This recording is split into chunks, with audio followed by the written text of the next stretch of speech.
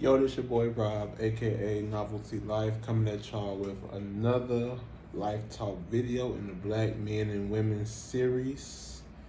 And in today's episode 6, I'm going to be talking about toxic masculinity, something that a lot of black men and a lot of men in general know all too well. We all have dealt with something in this regard. We all have things that we are dealing with in this idea of what it means to really be masculine as black men and men per se. And I'm coming from a little bit more of a comfortable setting, sitting at me and my significance desk. But first, I want to talk about, I want to describe the behaviors of toxic masculinity, just in case there's someone who don't, quote unquote, know what the traits of toxic masculinity is. First, I want to say, number one, extreme self-reliance / the need to do everything on their own, making it less likely for men to seek treatment or reach out for help financially. Two, shame, disassociation, or avoidance of emotional expressions, thinking boys / men don't cry, leaving boys / men with a few acceptable emotions besides anger. Three, extreme aspirations for physical, sexual, and intellectual dominance. Four, devaluation of women's opinion, body, and sense of self. Five, condemning anything feminine within another man or equating affection for another man as being sexually attracted to other men, resulting in higher social isolation and loneliness / lack of social cohesion. That is the quote unquote the traits of toxic masculinity. Say it out plain as day, 1 through 5, of what it really means to be toxic and to display toxic masculinity. That is like the overall. It pretty much says the concept of toxic masculinity is used in academic and media discussion of masculinity to refer to certain cultural norms that are associated with harm to society and to men themselves. It is obvious that when it pertains to toxic masculinity, that there is a disconnect between men and being toxic, or being disconnect from men who are trying to just regularly pursue what they're trying to pursue in the world for their families, and a part of that coming off as being toxic, or toxic having displaying traits of toxic masculinity. I've always said in my youth that any woman or man that felt that me as a man crying or having emotions didn't do me any service. And there's a reason why I have this view. As a man and as a boy growing into a man, you always have this situation where young boys, like women, like young girls, start off as children, and the boy starts off just like the young girl, crying. They fall down, they get a boo-boo, and they get hurt, and they cry. And at some point, we tell our boys, stop crying. Men don't cry. We tell our boys to stop having emotions to the point where you have a generation of men growing up thinking that we just can't cry, thinking that we have to be so strong on our own and never seek out help from another, whether it be from a loved one, from your significant other, from your a therapist.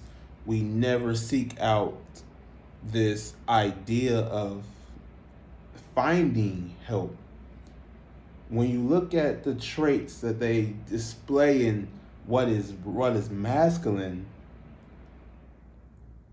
compared to what is feminine, it gives me the question to wonder, in this generation, do these traits of femininity and masculinity really weigh true in our culture today? To be masculine, it says to be aggressive, to be independent, to not easily be influenced, to be dominant, active, worldly, not easily hurt emotionally, decisive, not at all talkative, tough, less sensitive to others' feelings, not very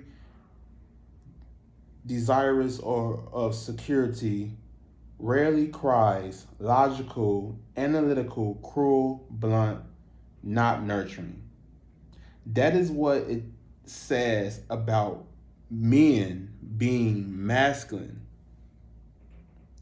For a woman being feminine, it says not aggressive, dependent, easily influenced, submissive, passive, home-oriented, easily hurt emotionally, indecisive, talkative, gentle, sensitive to others' feelings, very desirous of security, cries a lot, emotional, verbal, kind, tactful, and nurturing.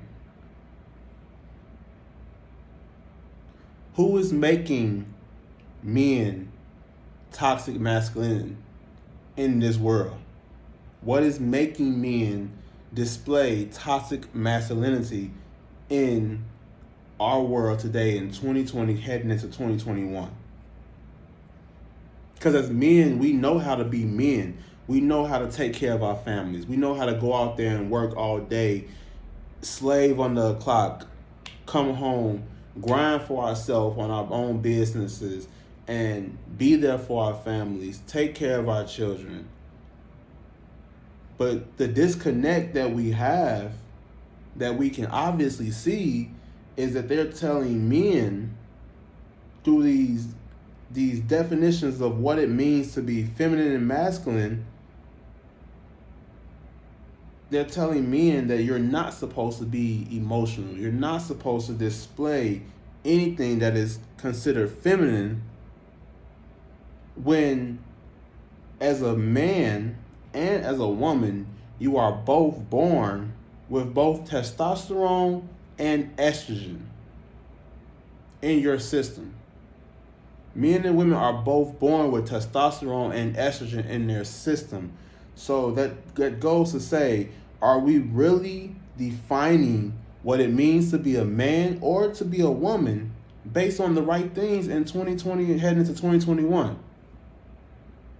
What does it really mean to be a man? This is what a lot of men are struggling with out here, because on one hand, you have us being raised and our parents are telling us you are to hold back your emotions, never talk to no one, never let anybody know how you feel. Just hold it in, and if you do bring it out, you're gonna be hurt. The woman you're with is gonna hate you because you're coming off as too emotional. People will walk over you because you're coming off as too emotional.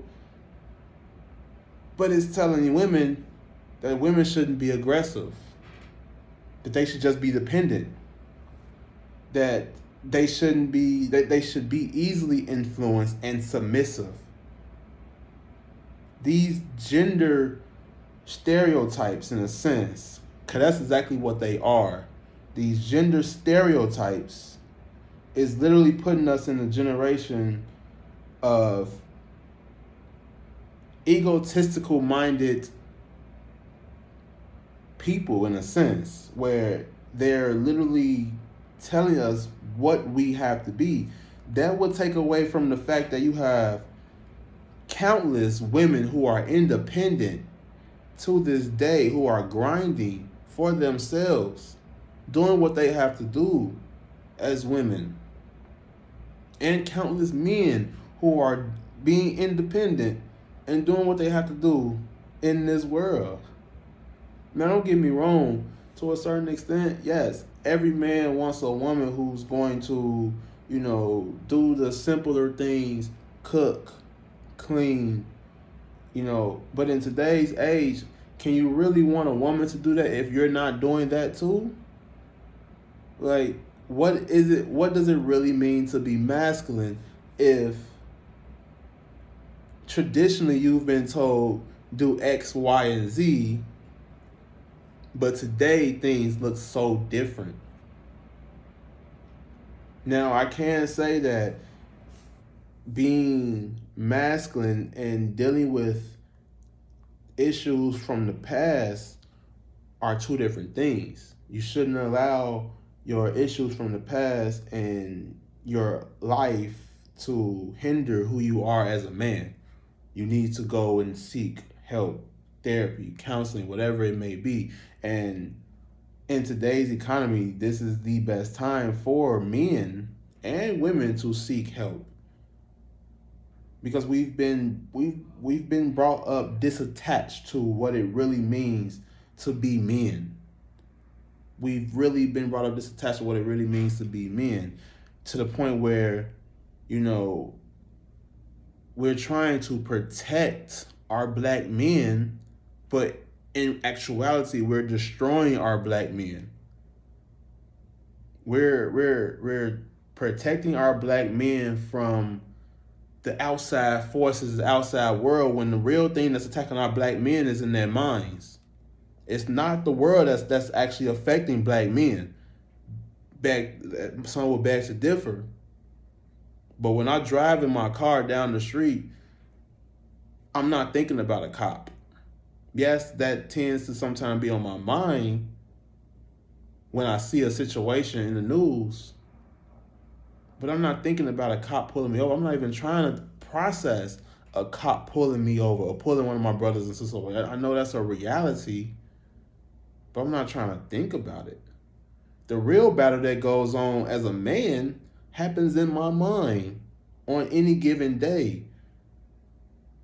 When it pertains to my family and wanting my family to be straight, when it pertains to my family actually being safe,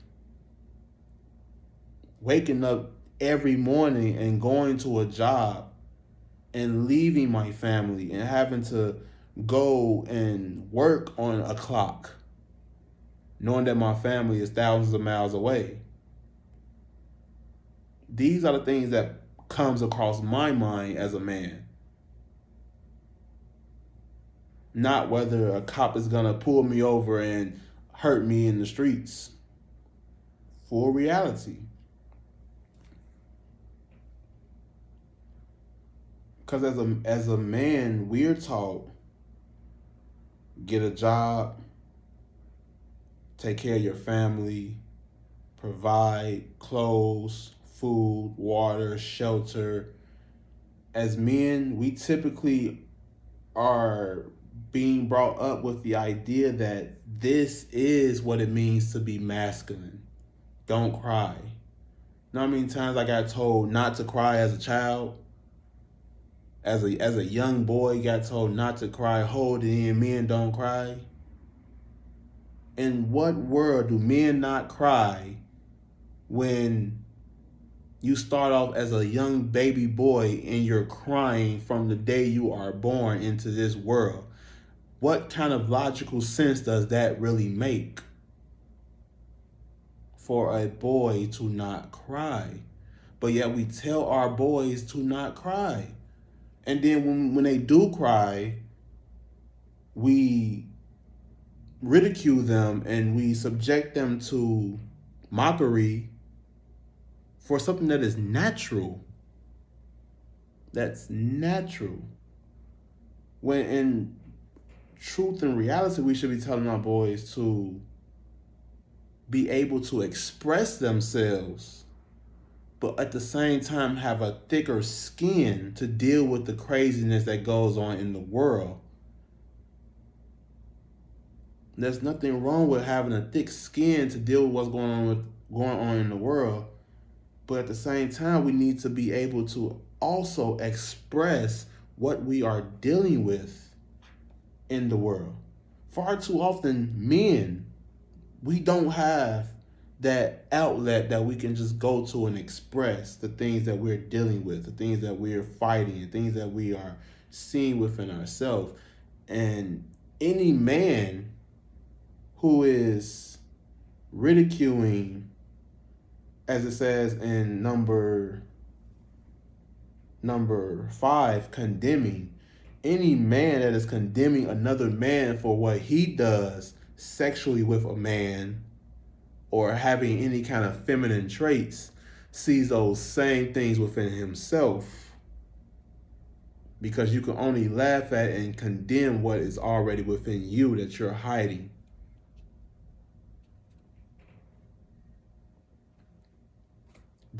I know the truth hurts, but it's the truth. What does a man being homosexual or a man being transgendered have to do with a heterosexual man who knows exactly who he is?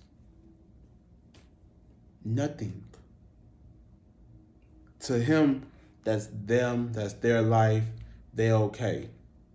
I got plenty of friends that I can count on both my hands, actually more than my hands, who are gay. Plenty of friends. And very cool people. Some of my best friends are actually gay. So it's like this idea of toxic masculinity, where is it really coming from?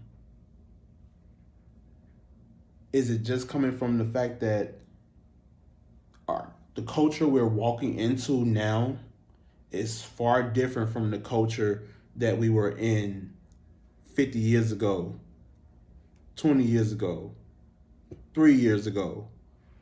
Is that where this toxic masculinity is stemming from?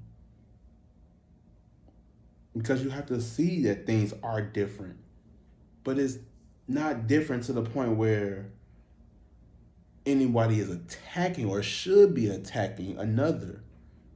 Whether a person is gay, they shouldn't attack a heterosexual man, and vice versa. A heterosexual man shouldn't attack a gay man.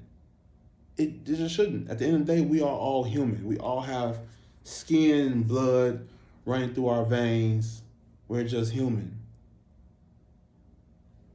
And especially when it pertains to number 4, devaluation of women's opinion. As a man, a woman's opinion should be the biggest thing that you care about. The biggest thing. And I'm not saying every woman opinion, but the woman that you've chosen to be in a relationship with, a woman that you've chosen to have as your partner, her opinion shouldn't matter, because you've chosen for her to be in a relationship with you, and she's chosen for you to be in a relationship with her. So why would her opinion not matter? If that's the level of masculinity that a man wants for a woman who is going to do X, Y, and Z for him all day, every day, and never have her own say about the things that she does, that's not being a man. Your manhood should not be defined by what another does for you. Your manhood is defined by what you do for you and what you can give back to the world, to your children. That's at the foundation of what I hear from every man in my circle, whether it be my bros, whether it be my cousins, my little brother. It's always, we want to leave a legacy for our children. That tends to be the rhetoric that most men in 2021 have, is that we want to leave a legacy for our kids.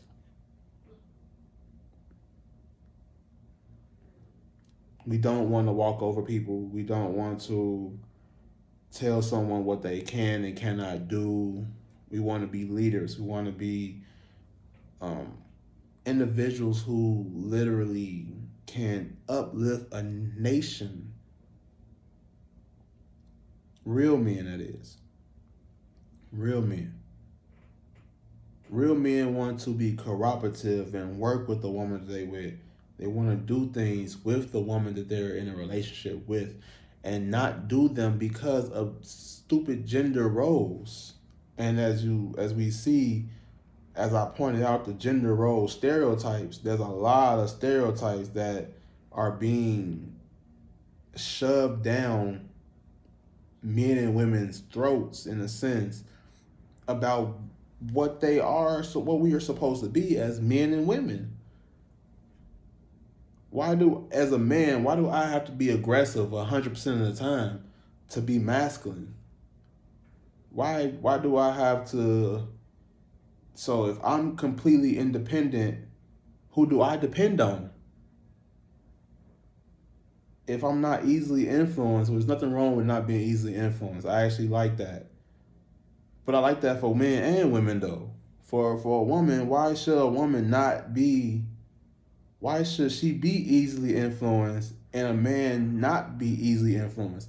Are these things that I really want my daughter to display? If I want my daughter to be self-sufficient, strong as a black woman, and want a man who is similar to her of nature, why would I want any of these qualities that display feminine to be her at 100%? Yes, they should be there, but why should they not be in my son either? Why should my son not be able to be submissive at times? We can just throw submissiveness and dominant out of the water, because in reality, a man and woman should not be submissive or dominant towards each other at all. We can just throw submissive and dominant out of these, because those are both negative terms within themselves. Submissive means to do what someone else requires of you or what they want you to do. Dominant means to be forceful and telling somebody what they have to do versus being cooperative. Words that actually build black men and women together are not even on this list. Black women get targeted so often about their aggression, even though that our black women have had to literally be the rocks for our families for so long, since slavery, have had to be the rocks. And black men had to literally watch as these things happen. Black women went through so much, and black men went through so much during slavery, whether it be decapitation, mutilation, hanging from trees, rape, constantly rape.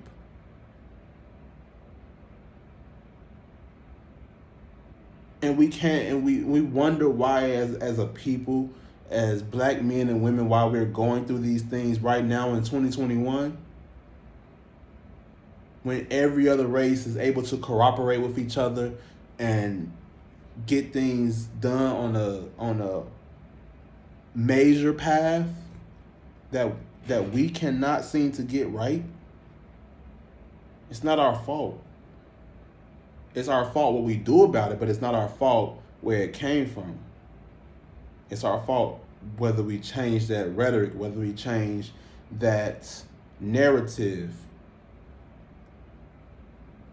Because the way I see it, we're going to continue these bad behaviors unless we learn what it takes to actually grow beyond them and heal from all this hurt that we have dealt with as men and women.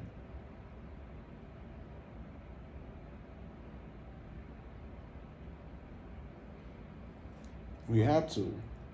We have to literally grow beyond it. If it's like, I saw a video, one of Ayana's therapy sessions with a family, and the father, to his acknowledgement, he was doing everything that he was supposed to do as a man. Take care of his family, provide, give them what they need, sacrificing so much from himself for his family. And that's what society has told men that we're supposed to do.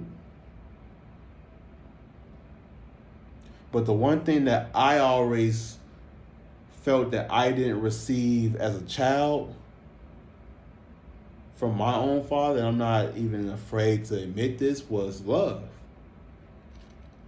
And what I see in today's society when it pertains to men, that's the disconnect, is that emotional love. We got everything else down pat. We got everything else. But that emotional love that we need to give to our families, because we lost it at some point. We lost it. We got everything else.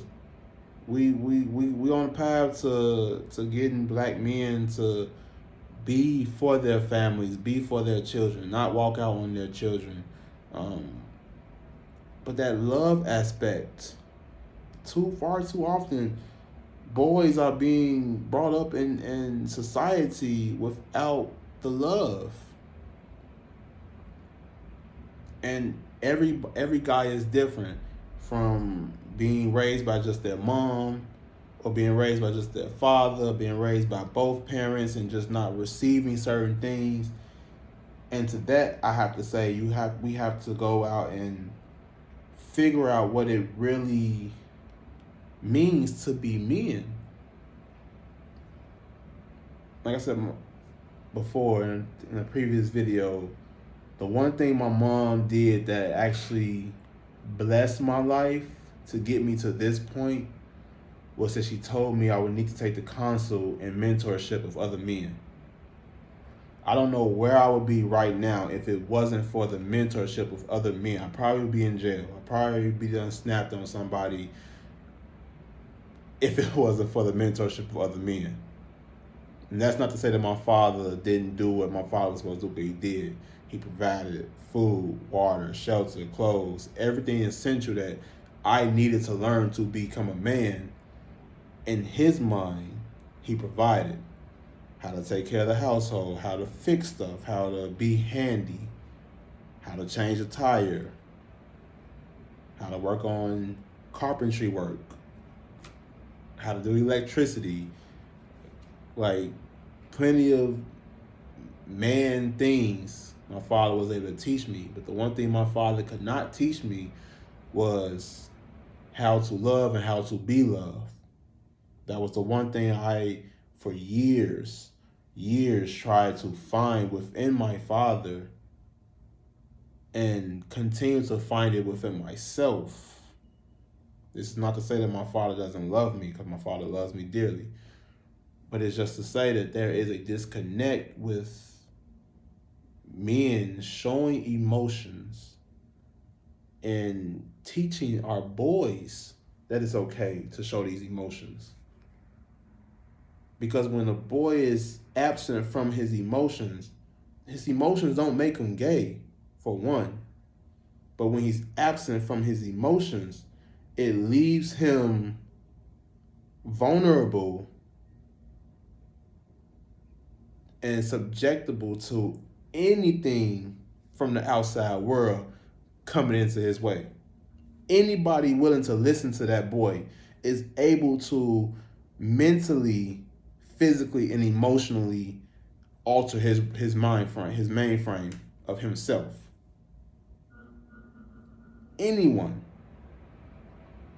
Because we're not allowing that boy to really express himself as a boy. We're not allowing it. Maybe I'm just different. Maybe I see the disconnect. Maybe I don't. Maybe I'm just a soul in a society that is on some rocky eggshells right now, especially dealing with COVID. But I have to look at myself, and I have to look at my own upbringing. I have to look at where I've been subjectively between my parents and what has led me to this point in my life for who I am as a man, and what I typically see, one, in myself, and then two, in a relationship with a young woman. Because traditional norms of a woman taking care of the household by herself, cooking for me as a man,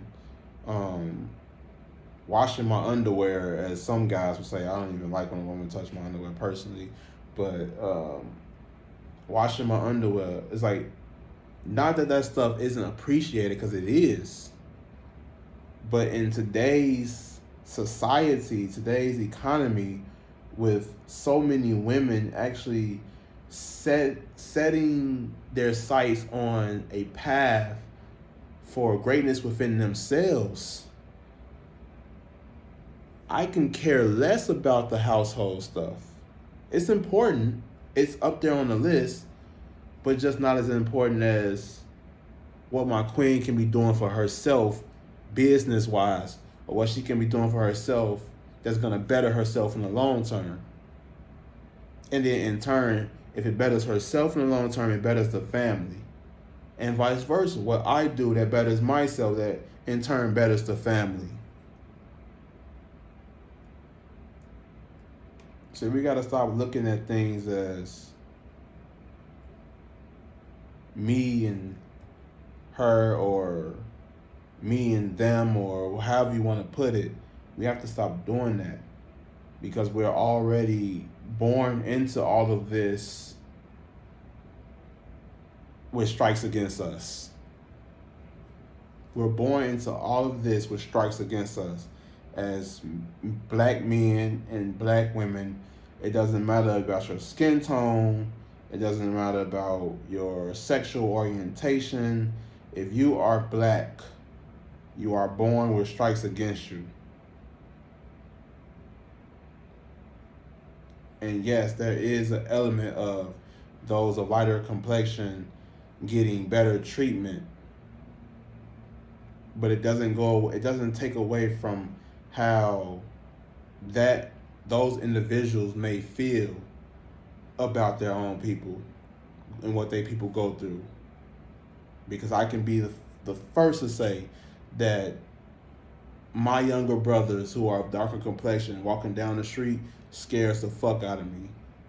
Or my sister walking down the street scares the fuck out of me. We have to start to look at ourselves as one people, and the idea of dark skin, light skin, that's a cultural thing across the board. That is big in so many cultures beyond just black cultures. There's people in India who are of lighter complexion who don't like people of darker complexion. People in China who have a darker complexion who don't like people of lighter complexion. Who don't like people of darker complexion.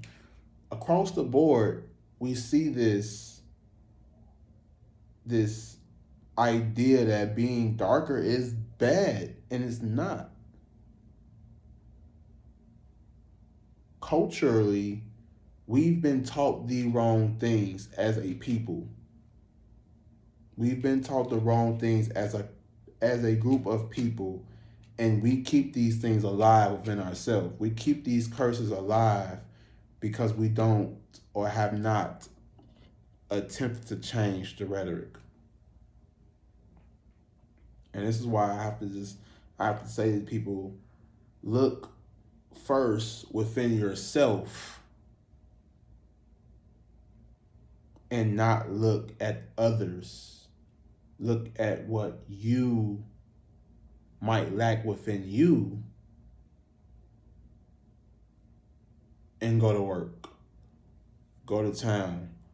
Try to figure out what it is that you need to better yourself, because ultimately you are your own happiness at the end of the day. You are your own happiness. The person laying next to you is not your happiness. They are add-ons to your happiness, but they are not your happiness. You cannot find happiness within another person.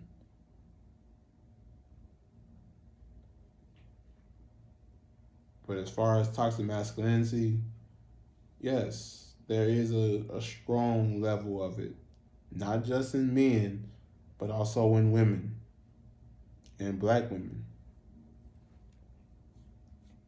But you have to look at it for that. Women in this day and age have had to be both the mother and the father when it pertains to taking care of our children. And this goes back to the absent father, but that doesn't take away from the fact that we all have masculine and feminine traits within us. And these gender roles or these feminine and masculine traits do not fully define what it means to be a man or be a woman. They are complete contradictions to themselves. Complete contradictions.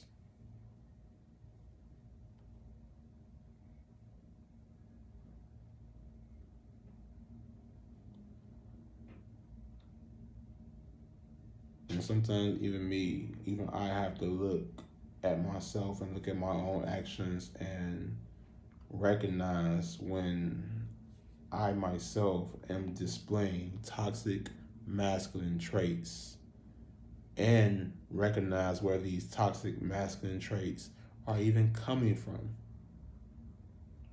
Because they're coming from within, but they're coming from a deep, deep rooted place of this idea of trying to be a man and wondering what it really is and what it really means to be a man. Because another man's definition of what it means to be a man might be completely different from another man's definition. For me, it's loving the people in my closest to me, loving the people who are in my life, expressing my love to them, letting them know that I love them, whether it be through actions or through me telling them that I love them. It's always been the goal of mine to give them the knowledge that I love them, give them the action that I love them, whether it be through taking care of stuff in the house and making them know I love them, and hearing them out, hearing what they have to go through, or just hearing how their day was and expressing to them that I'm there for them, that I'm here for them. That's been my way of saying I'm doing okay as a man. That's been my definition. But we're all different. We all have different situations, different upbringings, different backgrounds. We learn things that are different from the other person. So what does it really mean to be a man? What does it really mean to be masculine? And what does it really mean to be toxic masculine? Because if you're putting the woman you're with down, that, in my opinion, is toxic masculinity in a nutshell for that particular area. If you're putting her down, whether it be financial, whether it be emotionally, mentally, career-wise, whether you are throwing your money in her face, and I know there's a group of toxic women in the world who leech after this idea of men throwing their money in them. They go hand in hand with the toxic masculine man, in my opinion. But there are a group of women who are doing that. But if you're doing these things, you have to recognize that that is being toxic and masculine. If you have, I always say, and I think I say it in almost every video, because I really like this man and his work, Robert Kiyosaki. I'm probably still getting his name messed up, but how he says that he wants to build his wife up to the point where she's able to be self-sufficient on her own. I feel as if that is the truest way for a man to be masculine within himself, is to want the best for the woman he is with. Her success, her growth. To not sacrifice his growth for her growth, but to want the best for her growth. Because you got to think about it. If she can't do what you can do for both of you on her own, are you really helping her, or are you really tearing her down?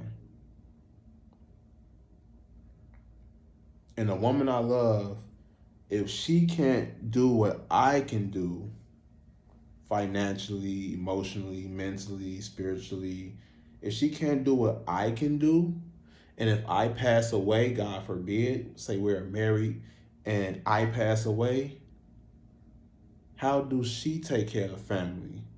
How does she support my children if I'm no longer here? If we spend years of her just being a housewife and not actually having things of her own? What if I just work for a job and my business, and the business, the job I work for comes tumbling down, and something happens to me, God forbid, and she can't take care of the family? What happens to the family? It's time that we start to break these curses. There's a lot of generational curses that are happening right now that are being viewed and seen for what they are. And it's time that we actually rid ourselves of these generational toxic curses. And that's exactly what they are. They are curses that has held our black men and our black women back for generations, to the point where you have successful women saying, I don't need a man. You have successful men saying, I just want to date outside my race. You have young men and young women growing up without a father in their life, and their father lives 10 fucking feet away from them.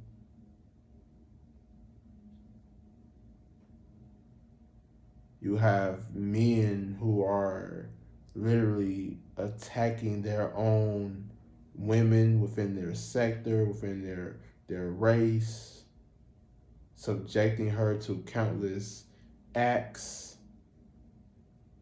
When do we say enough is enough as men and as women? When will we stop letting our past define who we are? And that's probably the answer to my question that I've had this whole day. But when do we stop letting our past define who we are and what we are and where we're going, where we're going to be, and what we're going to be?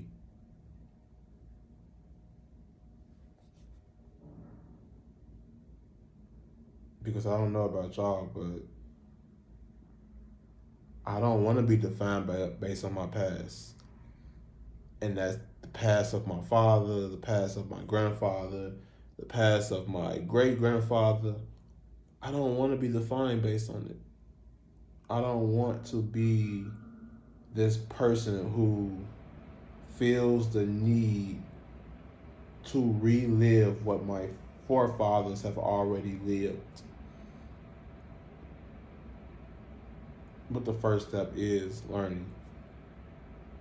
It's your boy, Rob, aka Novelty Life.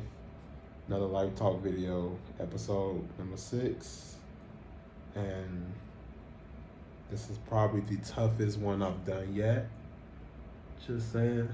It's probably the toughest one I've done yet. I have a lot of things that I am working out within myself that stem from my childhood. But it's nothing that's gonna keep me down. I'm too strong for that.